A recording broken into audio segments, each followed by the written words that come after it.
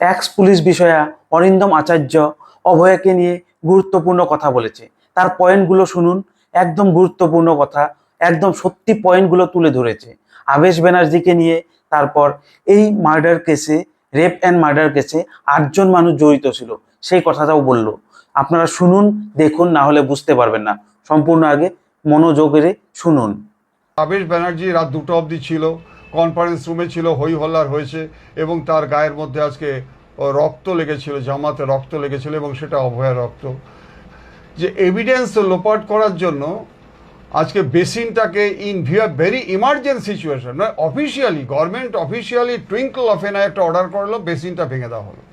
এইটাকে, তথ্যটাকে গোপন করার জন্য এই যে পোস্টমর্টম রিপোর্টে মেয়েটি যখন নাকি ধর্ষিতা হয়েছে তার প্রমাণ লোপাট করার জন্য ওইখানে ইনজেক্ট করে ভ্যাজাইনাল সোয়াব এবং সিমেন্ট দুটোকেই চেঞ্জ করে দিয়ে অন্য কোথা থেকে জোগাড় করে ইনজেক্ট করে দিয়েছে। আপনি ভাবতে পারছেন? এবং এটা under the instigation of the senior IPS officer, অন্য আইপিএস অফিসার ছিল এবং ওনার প্ল্যান হয়ে যে সমস্ত কিছু হয়েছে। পারভিন ইলিয়াস, ওর ক্লোজ ফ্রেন্ড পারভিন ইলিয়াস, এই মেয়েটি এবং আরও একজন কিন্তু পুরো জেনে গেছিল যে কি ও ভিডিও করেছে, কি সমস্ত করেছে। এটা ইট স্প্রেড লাইক ফ্লেম অ্যান্ড এটা পাঠানো হয় সন্দীপ ঘোষের কাছে। সেই দিনই কিন্তু চেক আউট করা হয় কি কনফারেন্স রুমে যে আলোচনাটা হয়েছিল সেখানে অভয়াও গিয়েছিল, কিন্তু কনফারেন্স হোমে কিন্তু মারা যায়নি। কার্তিক ব্যানার্জির ছেলে ও যখন ছিল ওখানে, সেটা টোটাল 8জন ছিল।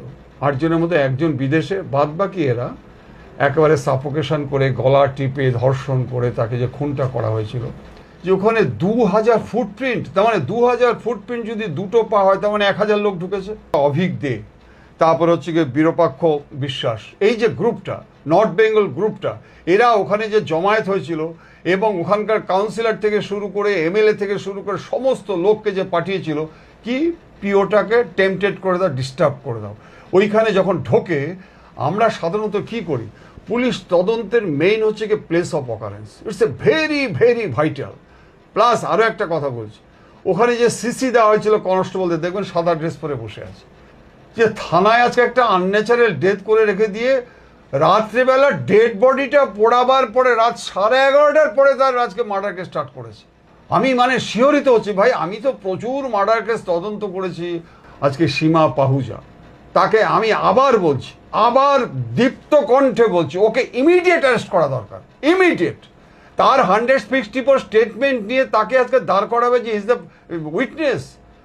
আজকে তাকে পর্যন্ত বাদ দিয়ে দিয়েছে। আজকে তার অভয়ার মার পর্যন্ত 164 স্টেটমেন্ট নেওয়া হয়নি। ধনঞ্জয় যে ফাঁসি হলো, আপনি কি বুঝতে পারছেন এই ধনঞ্জয় ফাঁসি হলো, ওখানে কি কোনো সাক্ষী ছিল? Under the shade of hypothesis, অনুমান, দ্যাট ইজ হচ্ছে ফিঙ্গারপ্রিন্ট। আর অনেক কিছু আছে। দেখুন কে তদন্তটা করেছিল, সিট গঠন করতে হয়েছিল। ওখানে কি কোনো আইপিএস ছিল? একটা ভবানীপুরের সাব ইন্সপেক্টর। এই যে মুখ্যমন্ত্রী কথা আমি বলছি, এক্স মুখ্যমন্ত্রী কথা, কিন্তু ওনারও কিন্তু জেল হতে পারে। এখানে কি আরো প্রমাণ লাগে? একদম গুরুত্বপূর্ণ পয়েন্টগুলো বলছে, আপনারা ভেবে দেখুন। এর পরেও কি করছে শুভেন্দু সরকার? এদেরকে ধরো, ডাইরেক্ট জেলে ভরো, আর কোনো কথাই হবে না।